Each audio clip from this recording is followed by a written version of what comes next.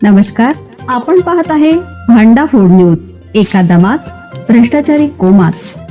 Social media, कर्जबाजारी, गुन्हेगारी, सट्टेबाजी, चोरी, मटका, जुगार, दारू, सावकारशाही, न्यायाच्या प्रतीक्षेत प्रशासन.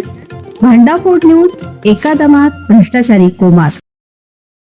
तोतया पोलिसांकडून कामगाराचे अपहरण, बेदम मारहाण करून लुटले.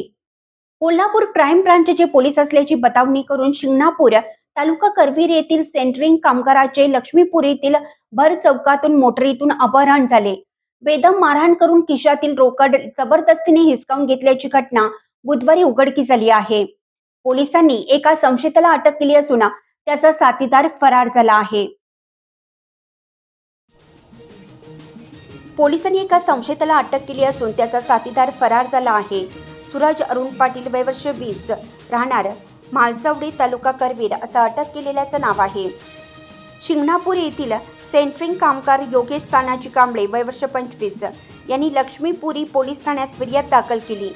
कडिंगलज व कोगनुळी येथील सेंटरिंग कामावरून सहकारी कामगारांसमवेत कांबळे सोमवारी रात्री उशिरा दुचाकीवरून कोल्हापुरात आले. कामगाराला सायबर चौकात सोडून रात्री उशिरा लक्ष्मीपुरी येथील चौकात आले असता मोटारीतून आलेल्या दोघा भामट्यांनी त्यांना अडवलं. क्राईम ब्रांचचे पोलीस असल्याची बतावणी करून कामगाराला मोटारीत जबरदस्तीने बसवले. तेथून पोलीस अधीक्षक कार्यालयाकडे जायचे आहे असं सांगून जयंती नाल्यावरील पुलाजवळ नेले. भामट्यांनी कामगाराची झडती घेतली. अटक करत नाही, सोडून देतो असं सांगून 20,000ची मागणी करण्यात आली.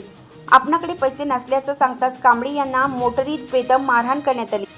खिशातील 5,000ची रोकड काढून घेण्यात आली.